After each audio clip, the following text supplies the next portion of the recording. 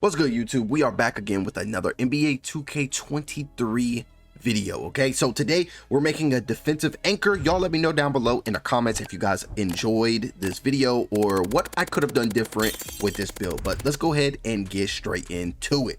So of course I was aiming for a great center build, so hopefully for my goal was to make this build for pretty much rec and all that other stuff. So we went with a center, and then we went right-handed, and then jersey number is completely up to you. Okay, so now we have to get started on our body setting. So for the height, I did go 7'3".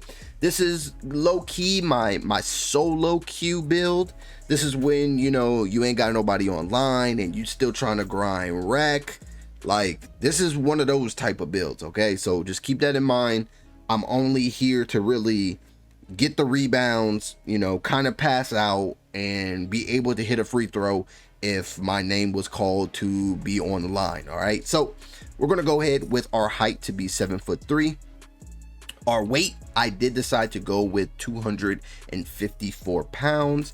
And then for our wingspan, we gotta max out that wingspan. All right, I want to collect every single board that even bounces off the rim. Okay, I'm trying to collect them all. So 8'1" wingspan is what we went with, and I feel that the arms are a little longer when you go with the body shape of defined. I don't know, y'all let me know down below if that's just like a myth or, you know, whatever, but it looks like it is. You know what I'm saying? The arms look a little longer as defined, so we of course went with defined.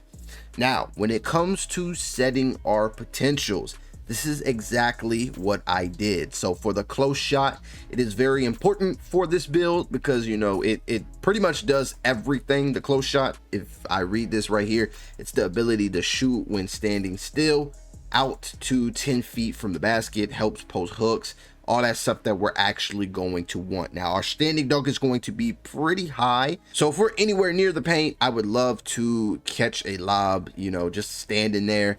But for our close shot, we are going to go with a 95 close shot. For our driving layup, we're gonna go with a 35. I shouldn't be dribbling the ball too much with this build, especially as a 7'3" center. And then for our driving dunk, we're going to go with a 55. We're trying to collect a couple last minute badges and get a little bit of you know, little attribute points for our finishing. So when it comes to our standing dunk is actually going to be a 94. We want to see some of those badges turn. There we go. And then for our post control, we did go with a 66. Now, I didn't go for this build to be much of a post scorer. I do have some post scoring builds coming really soon to the channel. So if you're new here, make sure to hit the subscribe button and also ring the bell. You're not going to want to miss out on these post scoring builds that I got for you. Okay, looking at these stats, these post scoring builds is going to be, they're going to be like that. All right, just to say the least. But moving on to our shooting stats, we're pretty much going to keep the mid-range the same. This build isn't really meant to do all that shooting, so we're not really focused on that. But for the three, we did have to go with a 28, and then our free throw, we're going to have a 68 free throw. I feel that this is good enough for you to make those free throws. Do what you got to do, change your free throw shot up, and you should be straight. All right, so if there is no hack in a shack when, you know, the game's on the line, you can still hit those clutch free throws. So we're actually going to skip the playmaking for this build, but, you know, I was thinking about putting pass accuracy on this build because I know how detrimental not having pass accuracy can be on a build. So we're definitely going to be testing out this theory with this build right here. We're not going to be doing a whole bunch of outlet passes when it comes to this build, so just keep that in mind. We're going to actually skip over the pass accuracy for this one, but for all the other big man builds, we actually put a high pass accuracy on there. But for this one, we're going to go straight to our defense. Now when it comes to our defense, our interior defense, we had to make up for the lack of playmaking, so we had to go crazy on the defense. So interior defense is going to be maxed out at a 93. Well, not maxed out, but we put it to a 93 to give us those Hall of Fame defensive badges. And then our perimeter defense, went and we're going to keep it as a 43 because we're not really tripping about the perimeter. We want to lock everything in the paint.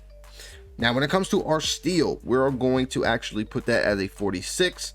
Our block, so we can be more of a threat in the paint.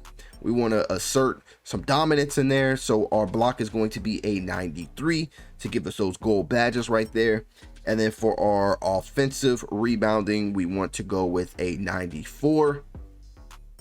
I was trying to make sure that we can get boards. Okay, we're not going to get boarded on as a 7'3" center sitting there in the paint. So our defensive is going to be a 99, giving us those Hall of Fame rebounding badges that we dearly need. Okay, we're going to need these. So when it comes to our physicals, we're going to put our speed to a 50. We're going to be very, very slow, but we're getting all these boards, so we're good. Acceleration 39. Our strength, I did want to go kind of crazy with the strength to make sure that we had a few key badges and also the strength to box out. So we went with an 89 strength. Our vert is going to be a 63, and then we're going to put the rest on our stamina, giving us a 90 stamina. Now, when it's all said and done, let's go ahead and look at these badges real quick. We have 19 finishing and 29 defensive / rebounding. Now, of course, you do get those extra badges when you start the My Career and all that stuff. You can definitely work for some extra badges where you can put them on pretty much anything that you please, but I would definitely put those more so on the finishing. But we're gonna go ahead and press continue to finish out this build. Now, one thing for sure is that we wanted to make sure that we had some dominant takeovers. Yes, you can grind to go get that Mamba mentality badge, but we want to just go ahead and get our badges straight right here, right now. So I feel that the best badges to really go for, and especially if you're trying to get takeover often and fairly quickly, I would go with box out wall here, and I might actually double up on the box out wall. Or you can go with glass cleaning dimes if you want to. If you think that having no pass accuracy is hurting you, then do that. If not, then we're focused on finishing and also defense on this build. So it is completely up to you. If you feel that you're getting laid up on all the time in the paint, then paint intimidation might just be the badge for you.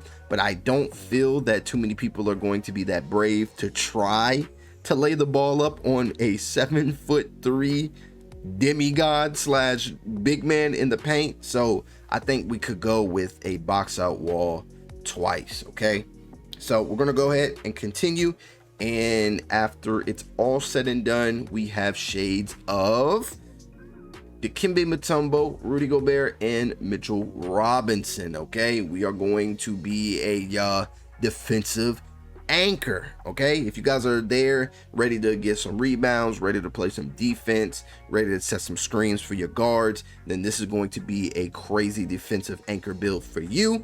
Y'all let me know how y'all feel about it down below in the comments. If you guys enjoyed today's video and you guys want some more builds from me, then please make sure to smash a like on the video, and also hit the subscribe button, ring the bell so you guys will be notified for all of our future videos. But I appreciate you guys for watching, and I will see you all in the next one.